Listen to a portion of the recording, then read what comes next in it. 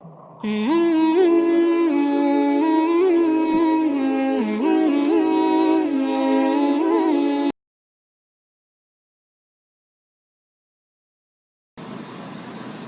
عليكم ورحمة الله وبركاته.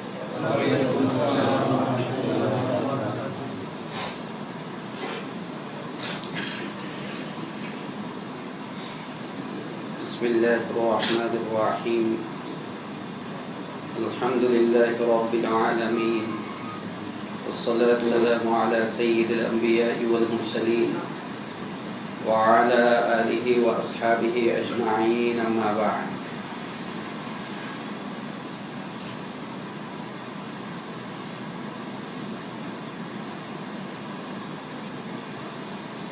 محترم প্রিয় মুসলিয়ান কেরাম এবং বেরাদারান ইসলাম,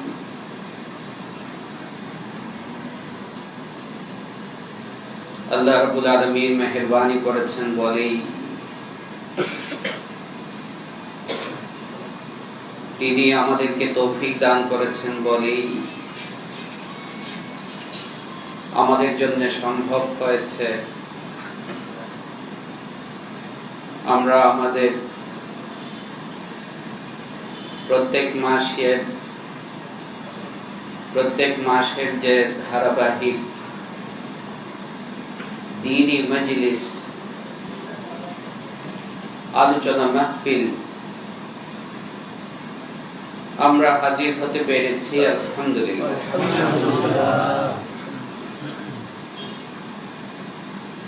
আল্লাহ রাব্বুল আলামিন যাকে তৌফিক দান করবেন,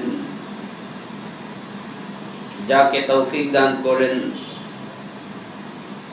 তার জন্যই মৌলিকভাবে সম্ভব আল্লাহ সুবহানাহু ওয়া তাআলার পছন্দের কাজে, সন্তুষ্টির কাজে অগ্রসর হওয়া। আল্লাহ তাআলা আমাদেরকে ভালোবাসেন বলেই, আল্লাহ তাআলা আমাদেরকে পছন্দ করেন বলেই এই তৌফিক, এই সুযোগ তিনি আমাদেরকে দান করেছেন। আমরা আবারও সকলে বলি আলহামদুলিল্লাহ। ভাই, আল্লাহ তাআলা বড় সুন্দর এবং সৌন্দর্য তিনি পছন্দ করেন। রাসূল করিম সাল্লাল্লাহু আলাইহি ওয়াসাল্লাম হাদিসে কথা ইরশাদ করেছেন, ইন্নাল্লাহা জামিলুন ইউহিব্বুল জামাল, ইন্নাল্লাহা জামিলুন ইউহিব্বুল জামাল। আল্লাহ তাআলা নিজে খুব সুন্দর আর সৌন্দর্যকে তিনি খুব পছন্দ করেন। আল্লাহ সুবহানাহু ওয়া তাআলা সৌন্দর্যেরই একটা প্রকাশ তার সৃষ্টির সৌন্দর্য। কত যে সুন্দর সুন্দর সৃষ্টি আল্লাহ তাআলা করেছেন, পাখিদের মধ্যে, প্রাণীদের মধ্যে, বৃক্ষলতার মধ্যে। আশ্চর্যের ব্যাপার যে আমি আপনি কিছুদিন যদি জঙ্গলে বসবাস করি, গোসল টোসল না করি, তো আমি ময়লা একদম শেষ হয়ে যাব, ময়লা যুক্ত হয়ে যাব। অথচ সেই বনের মধ্যেই কত ফুল আল্লাহ সুবহানাহু ওয়া তাআলা এরকম সৃষ্টি করে রেখেছেন যে সামান্যতম ময়লা নাই তার মধ্যে। কত পাখি আল্লাহ তাআলা এরকম সৃষ্টি করে রেখেছেন যে তার পাখনার মধ্যে সামান্যতম ময়লা নাই। এমনকি কত কীট পতঙ্গ আল্লাহ তাআলা সৃষ্টি করেছেন, তার পাখনা, তার শরীর এত সুন্দর, এত মসৃণ, এত পরিষ্কার, এত পরিচ্ছন্ন আল্লাহ সুবহানাহু ওয়া তাআলা করেছেন যে এটা মৌলিকভাবে আল্লাহ তাআলার সৌন্দর্যেরই প্রকাশ, আল্লাহ তাআলার কুদরতেরই প্রকাশ। ঠিক অনুরূপ ভাবে মানুষকেও আল্লাহ সুবহানাহু ওয়া তাআলা অত্যন্ত সুন্দর করে সৃষ্টি করেছে। কুরআনে কারীমে সূরা ওয়াত-তিনে আল্লাহ সুবহানাহু ওয়া তাআলা এই কথা ইরশাদ করেছেন, লাকাদ খালাকনাল ইনসানা ফি আহসানি তাকওয়িম। এই মানুষকে আমি বড় সুন্দর কাঠামো দিয়ে, সর্বোত্তম কাঠামো দিয়ে, আকৃতি দিয়ে এই মানুষকে আমি সৃষ্টি করেছি। কিন্তু এরপরে মানুষ আল্লাহর হুকুমকে লঙ্ঘন করে, আল্লাহর নাফরমানি করে, আল্লাহর রাসূলের হুকুমকে না মেনে সে তার এই সৌন্দর্যকে নষ্ট করে দেয়। কেমন নষ্ট করে দেয়? সুম্মা রাদাদনাহু আসফালা সাফিলিন, যে নিম্ন থেকে নিম্ন স্তরে, অধ থেকে অধ স্তরে এই মানুষটা চলে যায়, এই মানুষটা পৌঁছে যায়। পৃথিবীর সব অঞ্চলের, সব দেশের আপনি দেখতে পাবেন শিশুদেরকে কত সুন্দর লাগে না? কালো শিশু যদিও হয় সুন্দর লাগে, সুন্দর শিশু হইলেও সুন্দর লাগে, ধনীর শিশু হইলেও সুন্দর লাগে, গরিবের শিশু হইলেও সুন্দর লাগে। কারণ আল্লাহ সুবহানাহু ওয়া তাআলা যে সৌন্দর্য দিয়ে, তার কুদরতে, তার সৌন্দর্যে একে তিনি সৃষ্টি করেছেন, এখনো সে তার ওই সৌন্দর্যকে পাপ দ্বারা, পঙ্কিলতা দ্বারা, পাপের ময়লা দ্বারা, গুনাহের ময়লা দ্বারা সে তার সৌন্দর্যকে এখনো নষ্ট করে না। যদি এরকম কাউকে পাওয়া যায় যে বড় হওয়ার পরেও পাপ পঙ্কিলতা থেকে বেঁচে থাকার ক্ষেত্রে, গুনাহ থেকে বেঁচে থাকার ক্ষেত্রে সে শিশুর মতো, দেখবেন তাকেও খুব সুন্দর লাগে, তাকেও খুব মায়া লাগে। মানুষের গুনাহ, আল্লাহ তাআলার নাফরমানি আসর মানুষের সৌন্দর্যের উপরে পড়ে।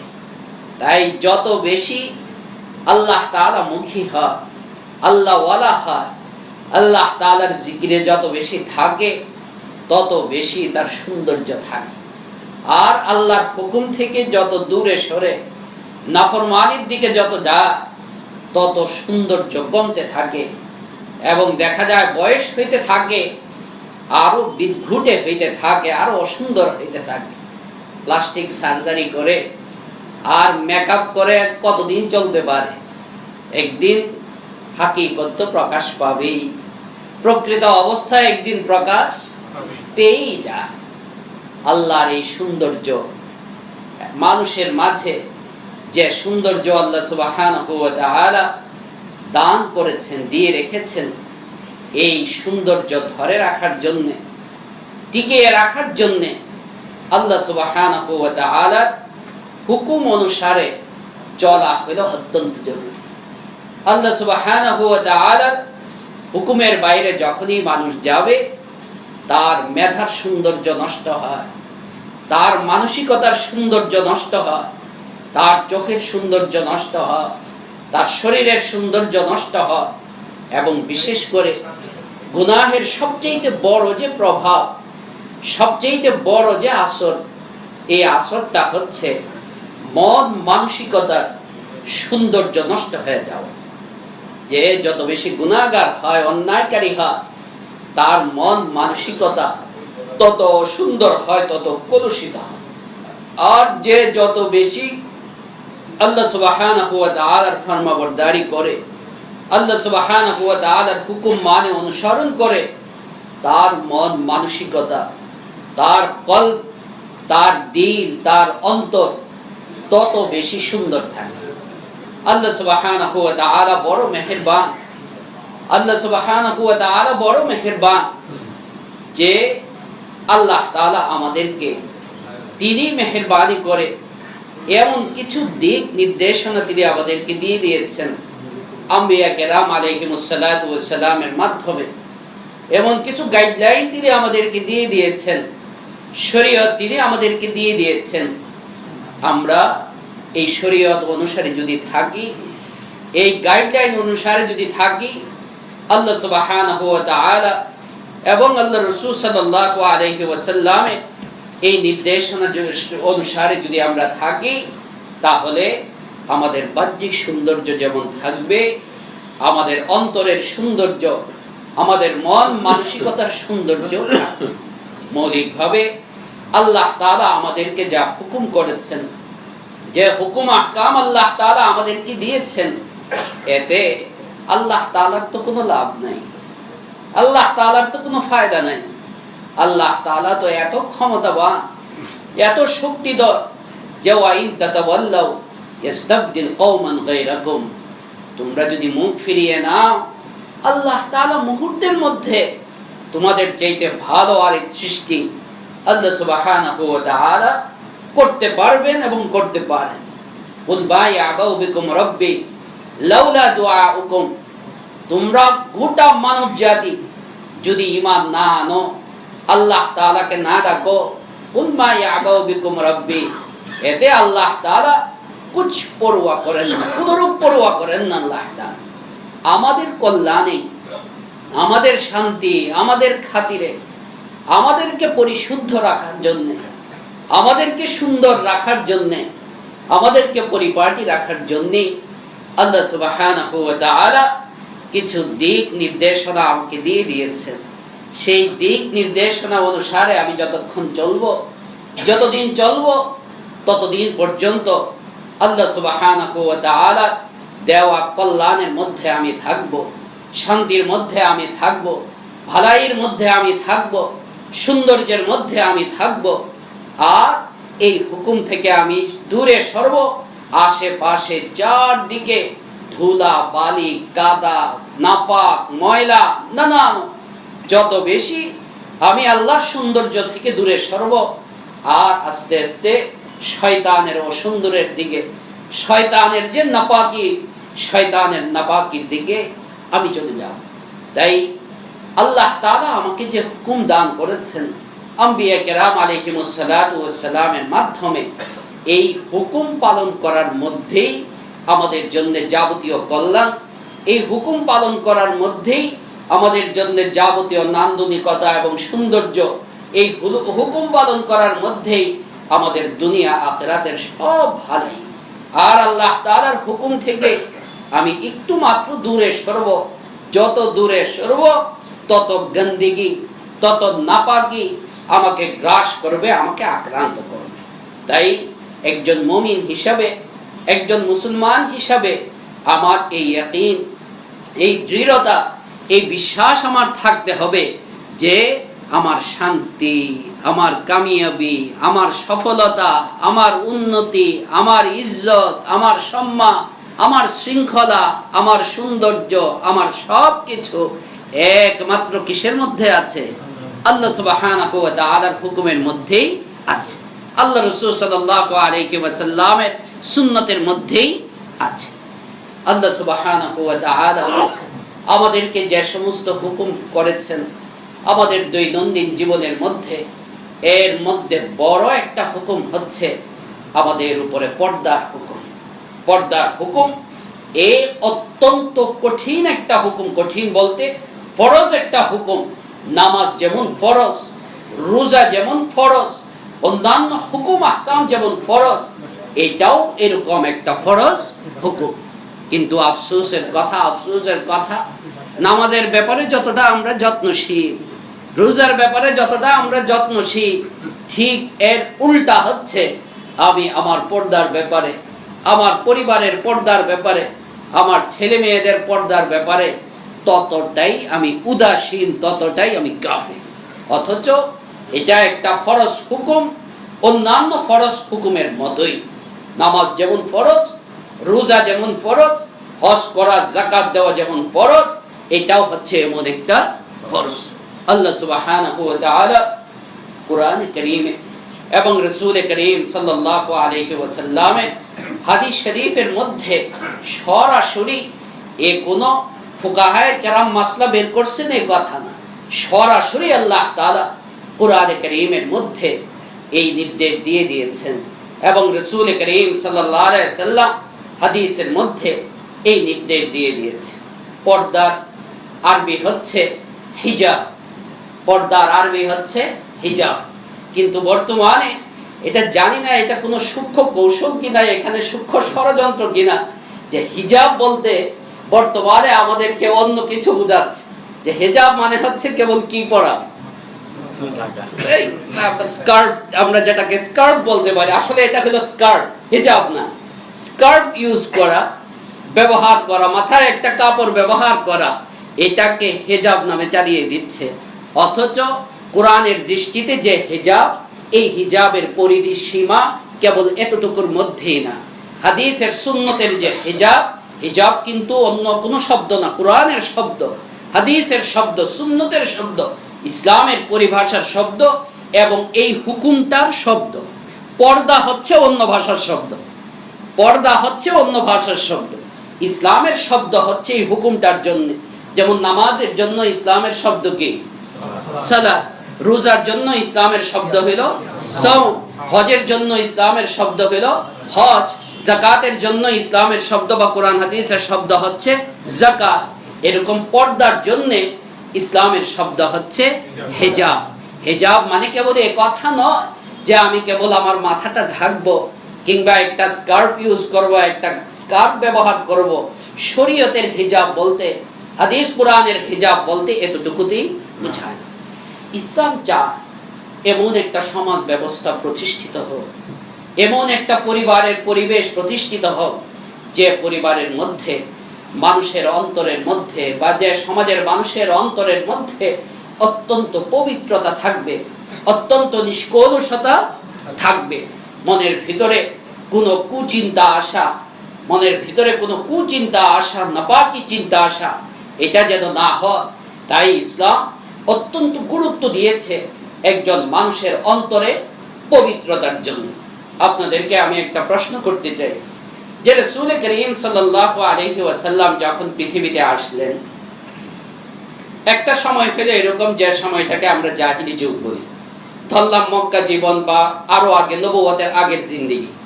তখন কি মক্কার লোকেরা উলঙ্গ থাকতো? থাকতো না। এরপরে যখন রাসূল করিম সাল্লাল্লাহু আলাইহি ওয়াসাল্লাম মদিনার জিন্দেগিতে গেলেন, ইসলামের অনেক হুকুম আহকাম তখন চলে আসলো, অনেক হুকুম আহকাম চলে আসলো। পর্দা আসে নাই তখন, হিজাব, হুকুম আহকাম চলে আসছে। তখন কি সাহাবায়ে কেরাম রাদিয়াল্লাহু তাআলা আনহুমের নারীরা ওনারা কি উলঙ্গ থাকতেন? তাহলে কিসের কারণে বা কি অর্থকে সামনে রেখে, কি পরিচয়কে সামনে রেখে, কি সীমাকে সামনে রেখে আল্লাহ সুবহানাহু ওয়া তাআলা এই আয়াত নাযিল করা দরকার হইল যে তোমরা পর্দা করো? একবার আমাদের এক বন্ধু, তো তার পরিচালিত একটা মাদ্রাসা, তো এখানে ও বাচ্চারা পড়ে, হেফজখানায় সব মক্তব বাচ্চারা পড়ে। তো এক মহিলা আসছেন, বাচ্চার মা দেখা করবে। তো ওই মৌলানা সাহেব বললেন আমাদের বন্ধু যে না, আরো আগের কথা, এই জমানা হইলে পারতো কিনা সন্দেহ আছে, আরো আগের কথা। তো বললেন যে না, এইভাবে তো ওনাকে বলো কি করতে, এভাবে কথা বলা যাবে না। তো মহিলা, শিক্ষিত মহিলা ছিলেন, উনি আশ্চর্য হয়ে গেলেন। উনি বললেন যে আমি তো ঢেকে ঢুকেই আসছি, আমার সাথে কথা বলতে অসুবিধাটা কি? ঢেকে ঢুকে বলতে উনি বুঝাইছেন উনি তো কাপড় পরে আসছেন, উনি যে আলাদা কোনো কিছু ব্যবহার করেছেন তা না, রেগুলার যে ওনার ড্রেস, ওনার সালোয়ার কামিজ, ওনার ওড়না, এসব পরেই উনি আসছেন, তো কথা বলতে অসুবিধাটা কি? এটাই বলতে চাচ্ছি যে সাহাবায়ে কেরাম রাদিয়াল্লাহু তাআলা আনহুমের নারীরা ওনারা কি কাপড় পরতেন না? অবশ্যই কাপড় পরতেন। ওনারা কি অশ্লীল ভাবে চলতেন? কখনো না। এক একজনে কত বড় বড় বুঝুন। তারপরেও আল্লাহ সুবহানাহু ওয়া তাআলা আলাদা আয়াত নাযিল করলেন, রাসূল করিম সাল্লাল্লাহু আলাইহি ওয়াসাল্লাম আলাদা নির্দেশ দিলেন। তাহলে বোঝা গেল এই কথা যে স্বাভাবিক ঢেকে ঢুকে থাকা আর পর্দা করা কি নয়, এক জিনিস নয়। পর্দাটা হচ্ছে আরো একটু অ্যাডভান্স হওয়া। স্বাভাবিক ঢেকে ঢুকে থাকা এটা তো একজন মানুষ এমনিই করবে। একজন মানুষ তার মানবীয় শালীনতা থেকেই, তার মানবীয় এবং খানদানি ভদ্রতা থেকেই এই জিনিসটা সে করবে। আপনাদের মনে আছে কিনা মুরব্বীদের, আগে খানদানি ফ্যামিলির নারীরা যারা, মেয়েরা যারা, এরা কিন্তু ফেরেওয়ালাদের সামনে যেত না। পর্দা করতো এই কথা না, পর্দা করতো এই কথা না, মানে শরীয়তের পর্দা করতো এই কথা না। এটা তা খানদানি শরাফত, ভদ্রতা, এটার পরিপন্থী মনে করত যে সে ফেরওয়ালা বলতে একটা উদাহরণস্বরূপ বললাম যে সে অন্য মানুষের সামনে যাবে, তার ফ্যামিলির লোকদের ছাড়া অন্য মানুষের সামনে যাবে, অন্য মানুষের সঙ্গে কথা বলবে, এটা সারাফতিরই কি মনে করা হয়েছে? পরিপন্থী মনে করা হয়েছে। আর ব্রিটিশ রাজ পরিবারের এরা কত পর্দানিসীন দেখেন যে মুসাফা পর্যন্ত কি করতে পারে নাই, অনুমতি ছিল না। ব্রিটিশ মানে রাজ পরিবারের কোনো নারী অন্য কোনো মানুষের সাথে কি করবে, হাত লাগাবে, এটারও কি ছিল না। এখন এটা ওদের ওরা কি বলে এটাকে আভিজাত্য হিসাবে প্রকাশ করছে, রাজকীয় তাদের ঐতিহ্য হিসাবে প্রকাশ করছে। আর আপনি যেই যদি মাসলা দিতে যান এই কথা যে না হাত তোমাকে কি করতে হবে, ঢেকে রাখতে হবে, তখন বাস ওদের ফতোয়া কি হয়ে যায়, শুরু হয়ে যায়। আরে আমার চেহারা ঢেকে রাখা, আমার হাত ঢেকে রাখা, আমার সৌন্দর্য ঢেকে রাখা, মানুষের সৌন্দর্য ঢেকে থাকার মধ্যে। এটাই আমি শুরুতে বলতে চাচ্ছিলাম। এক হাদিসের মধ্যে কথা আসছে যে আল্লাহ সুবহানাহু ওয়া তাআলার সাথে হিজাব শব্দ ব্যবহার করা হয়েছে। ওয়া হিজাবুহু আন-নূর, ওয়া হিজাবুহু আন-নূর। আল্লাহ তাআলাকে বলা হচ্ছে যে আল্লাহর হিজাব হলো কি, নূর, নুরানি, নূরের পর নূর, নূরের পর নূর। এরপরে যে কত মহান সত্তা তিনি, এটা যে না দেখবে সে কি করতে পারবে না, বুঝতে পারবে না। হিজাব শব্দ আল্লাহ সুবহানাহু ওয়া তাআলার জন্য কি করা হয়েছে, ব্যবহার করা হয়েছে।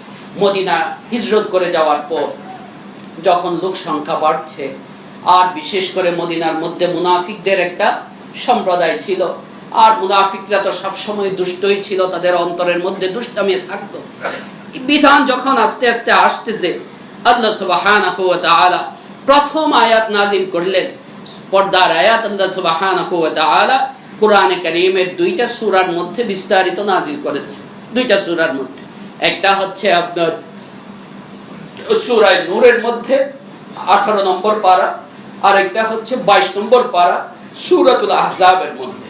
পর্দা অর্থাৎ নিজেকে ঢেকে রাখা, নিজের অন্তরকে কন্ট্রোল করা, নিজের চোখকে কন্ট্রোল করা, নিজের কানকে কন্ট্রোল করা, এই ব্যাপক অর্থে পর্দার বিধান। এটা কখনো নারীদের জন্য কেবল ছিল এ কথা না, এটা নারী পুরুষ উভয়ের জন্যই আছে এবং ছিল।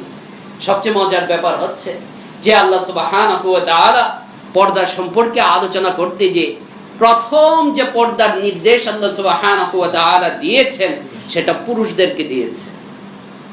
পুরুষ তোরা আগে ভালো কর, তোদের চোখ আগে ভালো কর। তোদের চোখ যদি ভালো হয়ে যায় তাহলে আর কি হবে না, কোনো সমস্যা হবে না। তাই আল্লাহ সুবহানাহু ওয়া তাআলা সূরা নূরে ইরশাদ করেছেন, ওয়াকুল লিল মুমিনিনা, মুমিন পুরুষদেরকে বলো, ইয়াগুদ্দু মিন আবসারিহিম, এরা যেন তাদের দৃষ্টিকে কি রাখে, অবদমিত। আবার এমন নিচের দিকে না যাতে দুষ খাওয়ান লাগে। আজকাল তো মুশকিল না। এখানে নিচের দিকে রাখার অর্থ এই কথা না যে দুষ খাওয়ান না নিচের দিকে রাখা। এখানে নিচের দিকে রাখার অর্থ হচ্ছে সংযত রাখা। কি রাখা? সংযত রাখা। হযরত আলী রাদিয়াল্লাহু তাআলা আনহু রাসূল করিম সাল্লাল্লাহু আলাইহি সাল্লামকে জিজ্ঞাসা করলেন, ইয়া রাসূলুল্লাহ, অনেক সময় তো চোখ পড়ে যায়, রাস্তায় চলতে যে চোখ পড়ে যায়। রাসূল করিম সাল্লাল্লাহু আলাইহি সাল্লাম বললেন, যদি চোখ পড়ে যায়, একটা হলো চোখ ফালানো আর একটা হলো চোখ পড়ে যাওয়া, দুইটার মধ্যে পার্থক্য আছে কিনা? যদি চোখ পড়ে যায় তাহলে এটা কোনো তোমার কি হবে না, গুনাহ হবে না। লা তুতবি'আন নাযরাতা আন নাযরাতা ফাইন্না লাকাল উলা ওয়া লাইসাত লাকাল আখিরা, তুমি দ্বিতীয়বার আবার দৃষ্টি দিও না। দ্বিতীয়বার, এখন এক ছাত্র মজা করে বলছিল, একবার দেখা যায় তাই চোখটা বড় করে ভালো করে একবার কি করে নেয়, দেখেন। এই কথা উদ্দেশ্য না হাদিসটার উদ্দেশ্য হচ্ছে যে চলতে ফিরতে, চলাফেরার মধ্যে স্বাভাবিকভাবে কেউ তোর চোখ বন্ধ করে কি করবে না, চলবে না। আবার এভাবেও সে মাথা নিচু করে চলবে না, তো ডুস খাইতে হবে। স্বাভাবিক গতিতে সে চলবে। স্বাভাবিক গতিতে চলতে যে চোখ তার কি হতে পারে, পড়ে যেতে পারে। একটা হলো চোখ পড়ে যাওয়া, আর একটা হলো ইচ্ছাকৃত ভাবে দেখা, নিয়ত করে দেখা, নিয়ত করে দেখা বা ইচ্ছাকৃত ভাবে দেখা। এটা হাদিসের মধ্যে নিষেধ করা হয়েছে। আল্লাহ সুবহানাহু ওয়া তাআলা ঠিক অনুরূপ ভাবে নারীদেরকেও বিশেষভাবে পর্দার হুকুম কি করেছেন? পর্দার হুকুম পুরুষদের জন্যও আছে, নারীদের জন্যও আছে।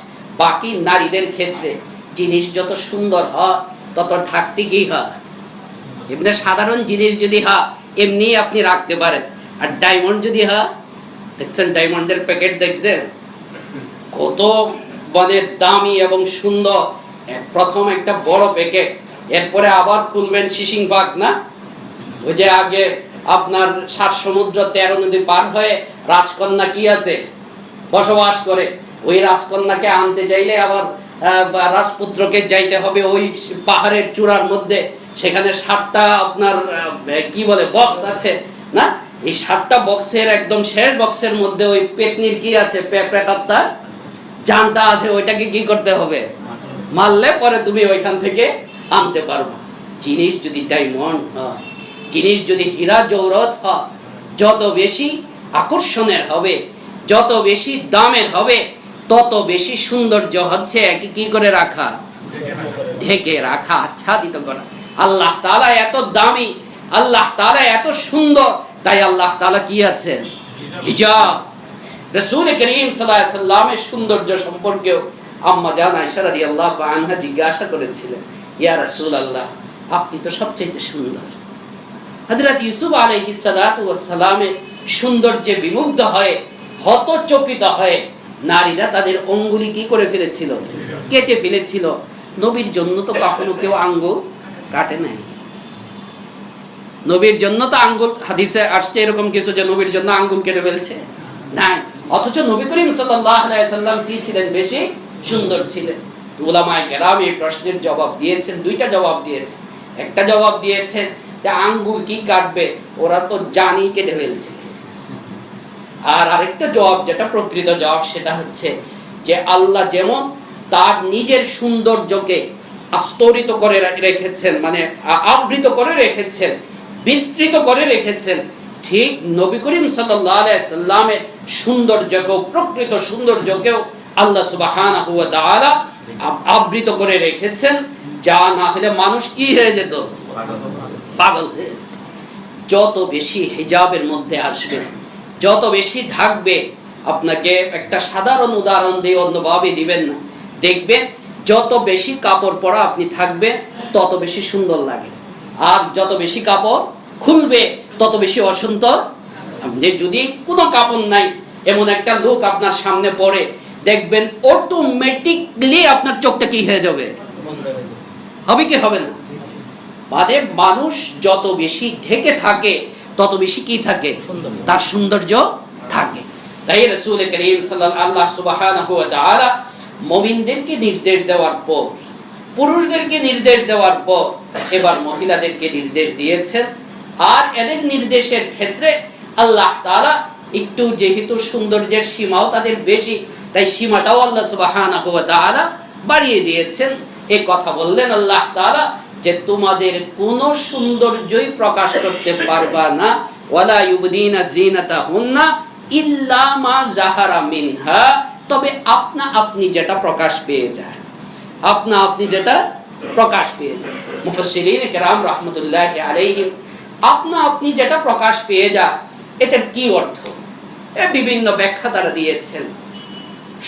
গ্রহণযোগ্য এবং আপনার প্রায় সব মুফাসসিরিন কিরাম এবং সাহাবায়ে কেরামের গ্রহণযোগ্য মতামত হচ্ছে আপনা আপনি প্রকাশ পেয়ে যায়, মানে হচ্ছে বুরকা পরার পরে বা ঢাকার পরে, পর্দাবৃত হওয়ার পরেও যা কি হয়ে যায়, প্রকাশ পেয়ে যায়, সেটার জন্য কি হবে না? সে দায়ী হবে না। আর কেউ কেউ এই কথা বলেছেন, সামান্য কিছু মুফাসসির এবং সাহাবায়ে কেরামের মধ্যে 1-2 জন ছিলেন, যে হ্যাঁ, প্রয়োজনে হাতের কবজি থেকে, মানে হাতের তালু যেটা, সেটা আর চেহারাকে প্রয়োজনে কি করতে পারবে? প্রকাশ করতে পারবে। এরকম অবস্থা যদি হয় যে সাক্ষী দেওয়ার প্রয়োজন, সাক্ষ্য দেওয়ার প্রয়োজন, এরকম অবস্থা যদি হয় যে কোনো মতেই সে চলতে পারতেছে না, রাস্তা অন্ধকার কিংবা ইত্যাদির কারণে সে চলতে পারতেছে না, তখন কি করতে পারে? একটু প্রকাশ করতে পারে। না হলে সাধারণ অবস্থাতে সর্বসম্মত প্রবে কোন ইমামের এখানে কোনো মতবিরোধ নাই, পর্দার ব্যাপারে কোনো ইমামের না আগের জামানাতে না এই জামানাতেও যারা আপনার বড় বড় মুফতি আছেন, মিশরের বলেন, সৌদি আরবের বলেন, কারো সঙ্গে এই ব্যাপারে কোনো মতবিরোধ নাই যে পর্দার হুকুম এটা একটা ফরজ হুকুম এবং পর্দার ভিতরে চেহারা, হাত ইত্যাদিও অন্তর্ভুক্ত। হ্যাঁ, যদি কখনো চলাফেরার ক্ষেত্রে এরকম অসুবিধা হয়ে যায়, সেক্ষেত্রে সাময়িকভাবে কি দেওয়া হয়েছে? অনুমতি দেওয়া হয়েছে। ঠিক অনুরূপ ভাবে আল্লাহ সুবহানাহু ওয়া তাআলা সূরা আহজাবের মধ্যে কথা বলেছেন 22 নম্বর পারার মধ্যে, ইয়া আইয়ুহান নাবিয়্যু, হে নবী, কুল্লি আজওয়াজিক, আপনি আপনার স্ত্রীদেরকে, অবানাতিক, আপনার কন্যাদেরকে, ওয়া নিসাইল মুমিনিন, এবং মুমিনদের নারীদেরকে। আল্লাহ এখানে বিশেষভাবে কাদের কথা উল্লেখ করতেছেন? তাহলে বোঝা গেল এই কথা যে কেউ কেউ এই বিভ্রান্তি ছড়া যে এত কঠিন পর্দা এটা কেবল নবীদের স্ত্রীদের জন্য ছিল, আজওয়াজে মুতাহহারাতের জন্য ছিল, এটা আমভাবে মহিলাদের জন্য ছিল না। এই আয়াতে আল্লাহ সুবহানাহু ওয়া তাআলা বিশেষভাবে মুমিন নারীদের কথা আলাদা উল্লেখ করতেছেন যে তারা কি করে, ইউদনিনা আলাইহিন্না মিন জালাবিবিহিন, তারা যেন তাদের বড় কাপড়কে তাদের মাথার উপরে ঝুলিয়ে দেয়, বড় কাপড়কে তাদের মাথার উপরে ঝুলিয়ে দেয়।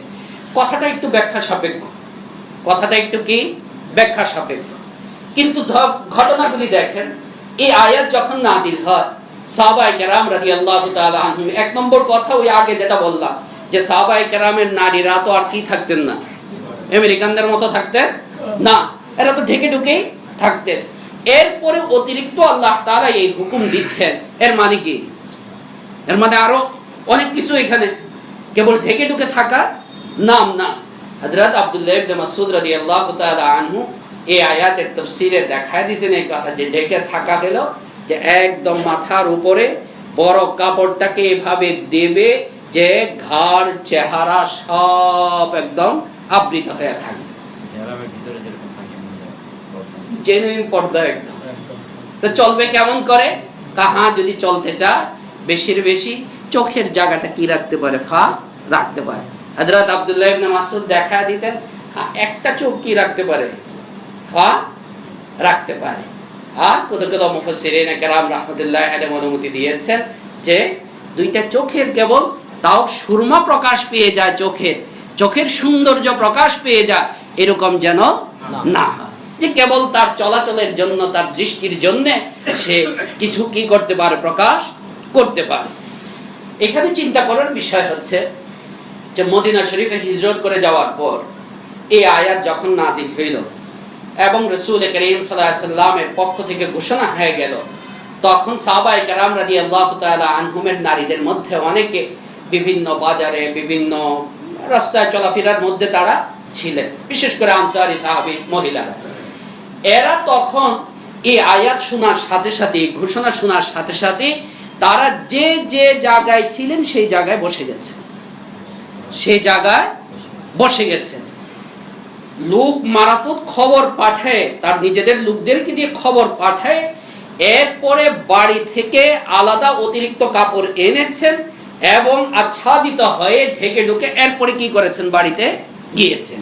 আপনি বলেন এই কথা যে যদি চেহারা পর্দার অন্তর্ভুক্ত না, এই কথা কেউ বলে বা আরো যা হাত এগুলি অন্তর্ভুক্ত নাই কথা বলে, তাহলে এই সমস্ত সাহাবায়ে কেরামের নারীরা রাদিয়াল্লাহু আনহুন্না, এরা কি এর আগে উলঙ্গ ছিলেন?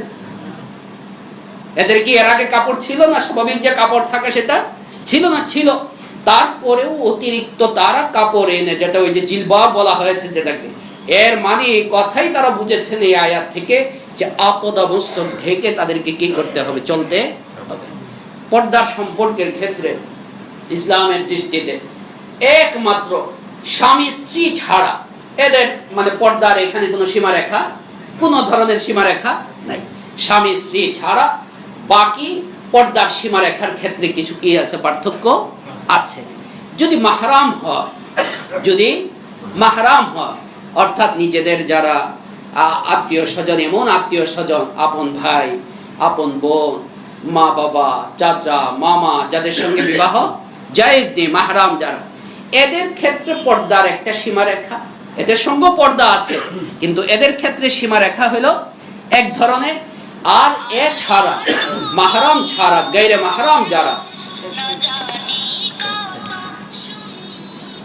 মাহরাম ছাড়া বাকি যারা আছে তাদের সকলের সঙ্গে পর্দা হচ্ছে ওই পর্দায় যেটা হযরত আব্দুল্লাহ ইবনে মাসউদ রাদিয়াল্লাহু তাআলা আনহু দেখিয়ে দিয়েছেন, ওই পর্দায় করতে হবে। হযরত আনসারী সাহাবী মহিলা, এক আনসারী সাহাবী রাসূল করিম সাল্লাল্লাহু আলাইহি ওয়াসাল্লামকে জিজ্ঞাসা করলেন, ইয়া রাসূলুল্লাহ, রাসূল সাল্লাল্লাহু আলাইহি ওয়াসাল্লাম নির্দেশ দিলেন প্রথমে যে তোমাদের কেউ যেন অন্য কোনো নারীর কাছে সে না যায়, দেখা সাক্ষাৎ না যায়। ওই সাহাবী তখন জিজ্ঞাসা করলেন, ইয়া রাসূলুল্লাহ, আফারাআইতাল হামওয়া, স্বামীর যে ঘনিষ্ঠ আত্মীয় স্বজন আছে, তার ভাই, তার বোন, তার স্বামীর যারা ঘনিষ্ঠ আত্মীয় স্বজন, এদেরকে আরবিতে বলা হয় হামু, কেবল দেবন না, স্বামীর আরো যারা ঘনিষ্ঠ আত্মীয় স্বজন আছে, এরা একসঙ্গে থাকে, একসঙ্গে উঠা বসা করে, এদের সম্পর্কে আপনার হুকুমটা কি? রাসূল করিম সাল্লাল্লাহু আলাইহি সাল্লাম কি বলেছিলেন? যে এরা কি মৃত্যুতুল্য, আরো মারাত্মক, এরা তো আরো মারাত্মক। অন্য মানুষ তো জীবনে হয়তো একদিন হয়তো রাস্তায় দেখা হয়েছে, একদিন হয়তো স্কুলের সামনে দেখা হয়েছে, একদিন হয়তো মার্কেটে দেখা হয়েছে, আর জীবনে হয়তো এই বেটার সাথে কোনোদিন সামনাসামনি পড়বেও না, আননোন যে আরেকটা মানুষ। কিন্তু নিজেদের ভিতরে যারা আছে এদের সঙ্গে তো সবসময় কি হচ্ছে? দেখা সাক্ষাৎ হচ্ছে, উঠা বসা হচ্ছে। তাই এখানে ফিতনার আশঙ্কা আরো কি বেশি। তাই রাসূল করিম সাল্লাল্লাহু আলাইহি ওয়াসাল্লাম মৃত্যুর সাথে বিষয়টাকে তুলনা করেছেন। অনেকে যারা কোরআন এবং হাদিসের অনেক অর্থকে বিকৃত করে ফেলে, হুকুমকে বিকৃত করে ফেলে, তারা এই কথা বলতে চান, একটা গ্রুপ আছে এই কথা বলে যে এই ধরনের পর্দার হুকুম এটা কেবল রাসূল করিম সাল্লাল্লাহু আলাইহি সাল্লামের স্ত্রীদের জন্য ছিল, অন্য নারীদের জন্য ছিল না। এই সমস্ত দলিল থেকেই তো আমরা এটা বুঝতে পারতেছি। আর কেউ কেউ হকপন্থীদের মধ্যেও এই কথা বলেছেন যে চেহারা এটা পর্দার মধ্যে কি নয়, অন্তর্ভুক্ত নয়, এটা হচ্ছে তাকওয়া বা সতর্কতা, এটার সাথে সম্পর্কিত। আল্লাহ তাআলা কুরআনে কারীমে নবী করিম সাল্লাল্লাহু আলাইহি সাল্লামের স্ত্রীদেরকে কথা বলতেছেন সূরা আযাবে, ওয়াইদা সাআলতুমুহুন্না মাতাআন ফাসআলুহুন্না মিন ওয়ারাই হিজাব। চিন্তা করে নবী করিম সাল্লাল্লাহু আলাইহি সাল্লামের স্ত্রীরা আমাদের কি একদম সত্যিকারী মা, কিন্তু মানে বিয়ে শাদী এসব জায়েজ নেই, ধর্মের মা যেটা না যে আপনি বাস খালাম্মা ডাকছেন আর খালাম্মা হয়ে গেছে, আপনি বোন ডাকছেন আর বোন হয়ে গেছে, এই কথা না। এদের সঙ্গে বিয়ে শাদী হারাম, নবীর স্ত্রীদের সঙ্গে এরকম মা, তারা মায়ের সঙ্গে যখন বিয়ে হারাম, এদের সঙ্গেও বিয়ে। তারপরেও আল্লাহ সুবহানাহু ওয়া তাআলা এই কথা বলতেছেন যে যখন কিছু চাওয়ার হয়, ফাসআলুহুন্না মিন ওয়ারাই হিজাব, হিজাবের আড়াল থেকে। কিসের আড়াল থেকে? হিজাবের আড়াল থেকে। এখানে হিজাব হচ্ছে দেয়াল বা এই ধরনের কোনো প্রোটেকশন, পর্দা ইত্যাদির এর আড়াল থেকে তুমি যাবে। কেন? আম্মা জান চেহারা দেখে চাইলে অসুবিধাটা কি? ঠিক অনুরূপ ভাবে বিদায় হজ্জের সময় রাসূল করিম সাল্লাল্লাহু আলাইহি সাল্লাম তখন তো সবাই হজ করতেছেন, তো হযরত ফুদাইল ইবনে আব্বাস ছিলেন এক সাহাবী, হযরত আব্দুল্লাহ ইবনে আব্বাসের ভাই ফদল ইবনে আব্বাস। তো এক নারীর দিকে সে চেহারা খোলা ছিল, ওদের চোখ পড়ে গেছে। রাসূল করিম সাল্লাল্লাহু আলাইহি সাল্লাম এটা দেখে ফেলছে, দেখে এসে চেহারাটা ঘুরায়। যদি চেহারা পর্দার অন্তর্ভুক্ত না মানে না হয় না, তাহলে রাসূল করিম সাল্লাল্লাহু আলাইহি সাল্লাম তো তার চেহারা ঘোরানোর কোনো প্রয়োজন নেই।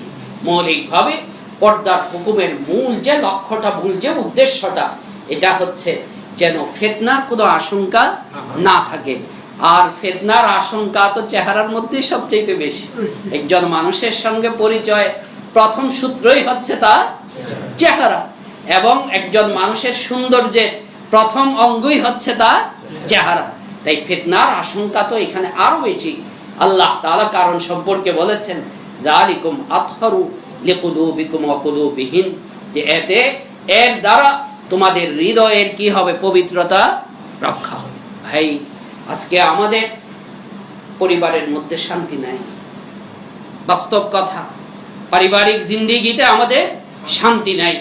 আপনি চিন্তা করে দেখেন যে যখন স্বামী এরকম হবে যে সে কোনো পর নারীর সাথে কোনো কথাবার্তা সময় তার অতিবাহিত হয় না।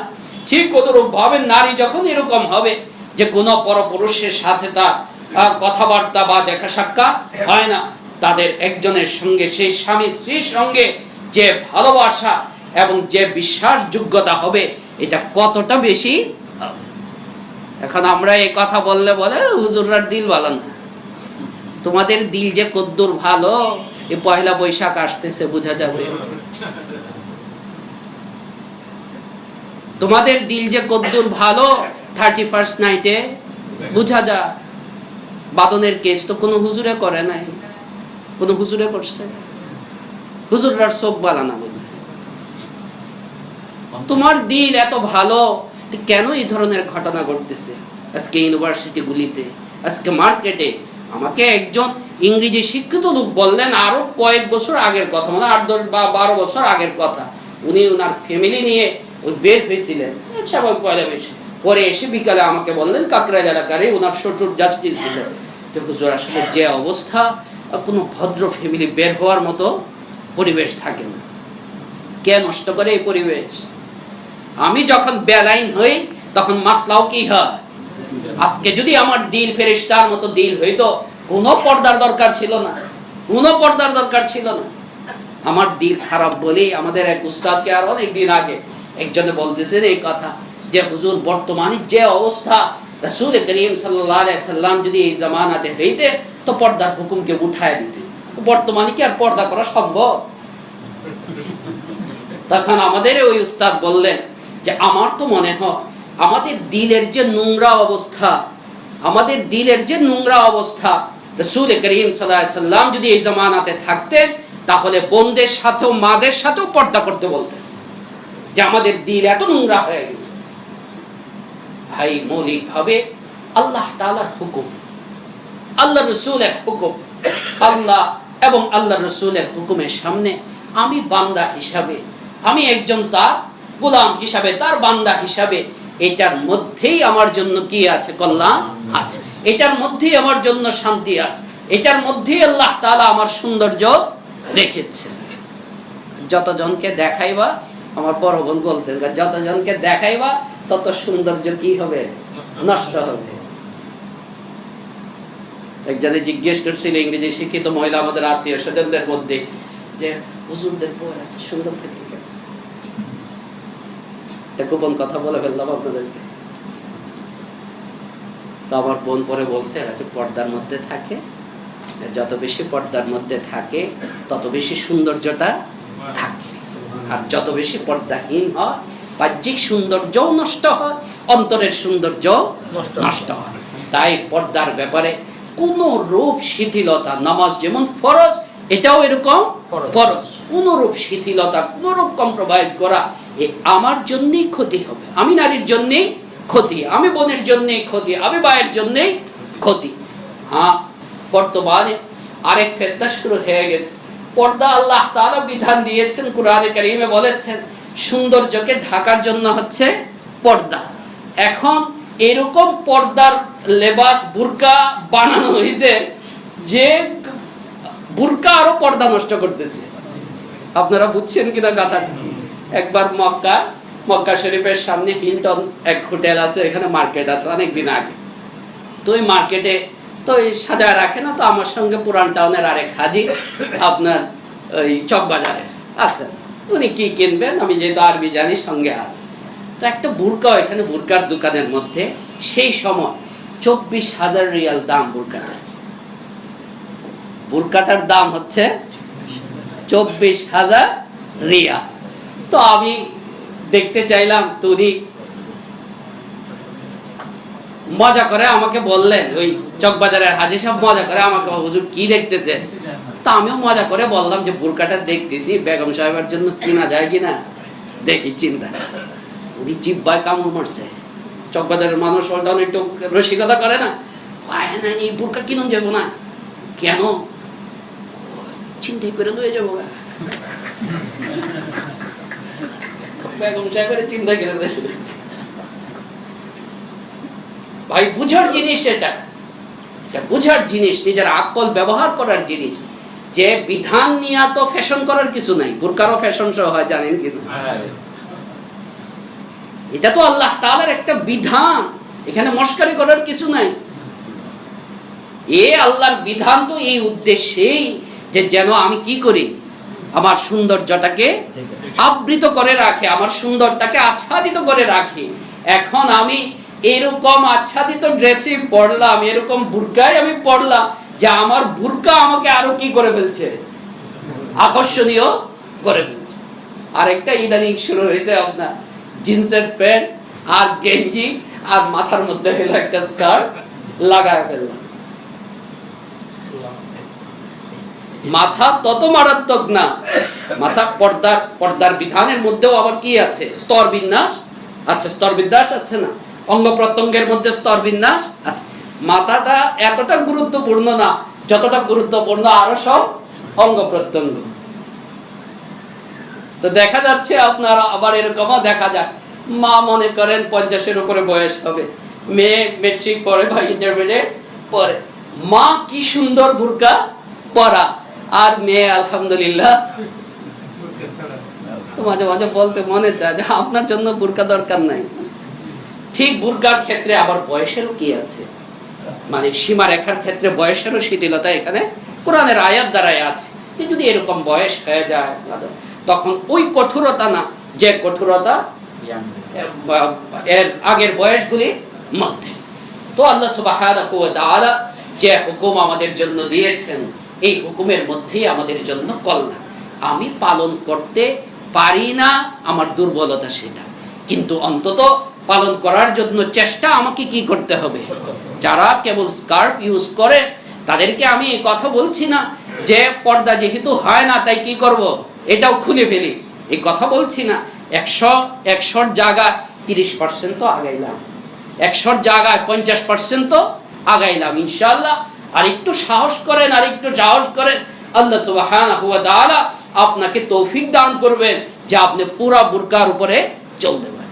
আমি মসজিদে বলছিলাম ওই নিউজিল্যান্ডের ঘটনার পরে যে হযরত মাওলানা জেসিন্ডা না, নিউজিল্যান্ডের যে প্রেসিডেন্ট মহিলা, সে যদি হিজাব লাগাইতে পারে, সে যদি হিজাব লাগাইতে পারে কেবল মুসলমানদেরকে খুশি করার জন্য, তার দেশের কয়েক লক্ষ নাগরিককে খুশি করার জন্য, যে তুমি কি পারো না মুসলিম নারী, তোমার আল্লাহ আল্লাহর রাসূলকে খুশি করার জন্য তুমি হিজাবটা পরা? কিছু তো আগাইল। আজকাল এত আফসোসের ব্যাপার হয়ে গেছে যে আল্লাহ হুকুম পালন করতে যে শরম পায়, আল্লাহর হুকুম পালন করতে যে শরম, আল্লাহ হুকুম পালন করতে যে তো শরম না, নাফরমানি করতে যে কি হওয়া দরকার, যে আমি বুরকা পরি না এটা তো আমার জন্য শরমের বিষয়, আমি নামাজ পড়ি না এটা আমার জন্য শরমের বিষয়।